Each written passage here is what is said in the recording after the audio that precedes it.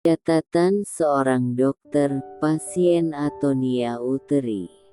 Keberadaan rahim memang memberikan janji akan kehidupan bagi seorang anak manusia.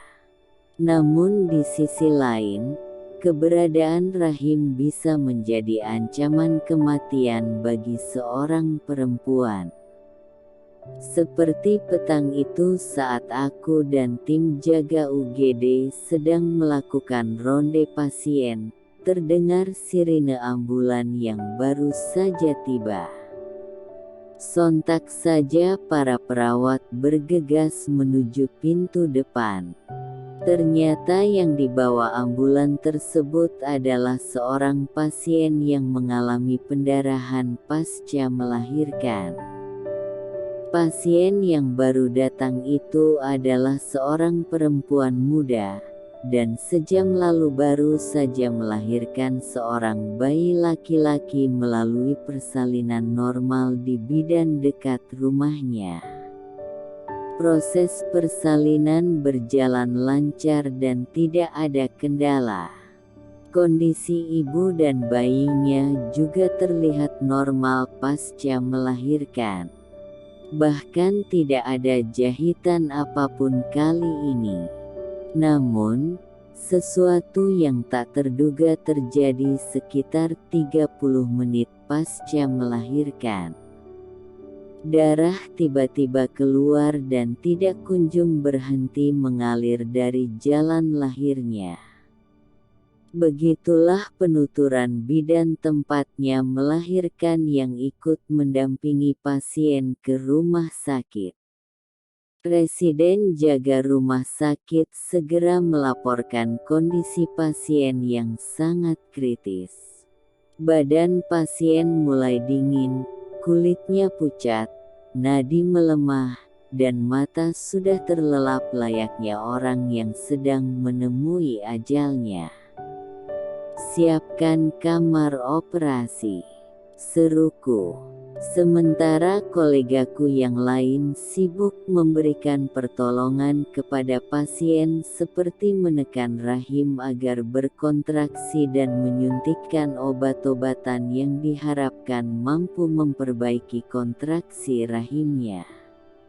Beberapa menit kemudian kami menyimpulkan bahwa memang penyebab pendarahan tersebut adalah atonia uteri, karena tidak terdapat perbaikan kontraksi setelah pemberian obat-obatan.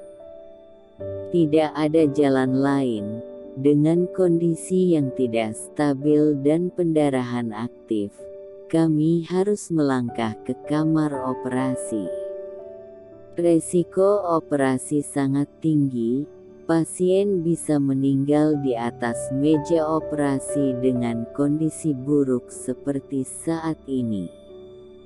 Akan tetapi, bila tidak dilakukan maka hasil akhirnya sudah bisa ditebak. Setelah berunding dengan tim dokter, aku berbicara dengan suami pasien itu. Aku jelaskan kondisinya saat ini sangat kritis, dan satu-satunya cara menyelamatkannya adalah menghentikan pendarahan yang terjadi. Berbagai cara sudah kami lakukan, namun pendarahan tidak bisa berhenti.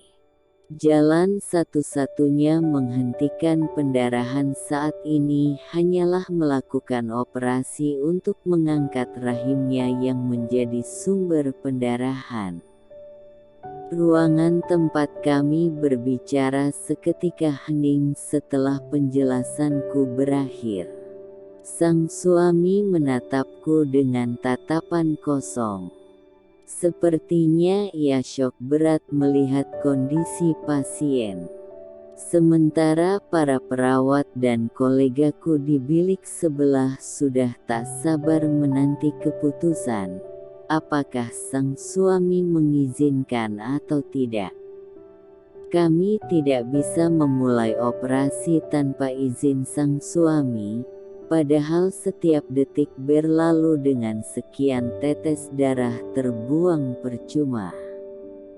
Bahkan lantai ruang UGD mulai banjir darah. "Anak Bapak sudah berapa?" tanyaku. "3, jawabnya singkat. "Itu sudah cukup. Bapak patut bersyukur diberikan 3 anak oleh Allah," jawabku sambil menyodorkan surat persetujuan operasi yang harus ditandatangani. Jarum jam seakan bergerak sangat lambat sampai akhirnya terbuka juga mulut pria malang itu. "Lakukan yang terbaik, dokter. Saya mohon, selamatkan istri saya. Jangan biarkan bayi kami yang baru lahir, dan kedua kakaknya yang masih kecil-kecil kehilangan ibunya," ujarnya terbata dengan mata berkaca-kaca. Aku tertegun sejenak. "Insya Allah Pak, doakan. Hanya Allah yang berhak menentukan nasib hambanya." Setelah itu waktu seakan berlari. Kami segera membawa pasien menuju ruang operasi. Operasi dimulai pukul 23.10 dan selesai pukul 24 WITA.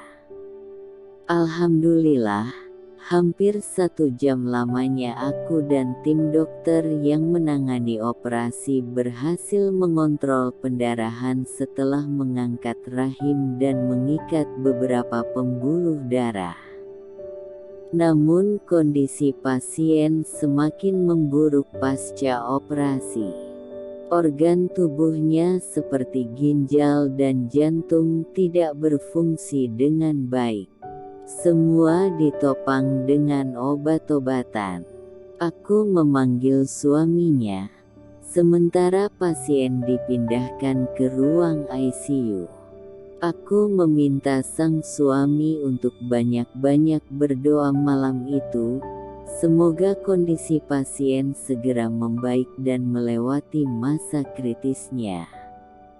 Aku kuatkan hatinya dengan mengatakan bahwa tim dokter sudah berusaha semaksimal mungkin, selebihnya kita serahkan segala keputusan kepada Allah. Atas izin Allah, sebuah keajaiban datang.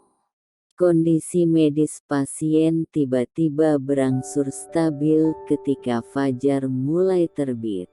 Itu adalah hari yang sangat membahagiakan bagi sang suami dan keluarganya karena pasien telah lolos dari maut yang sudah di depan mata.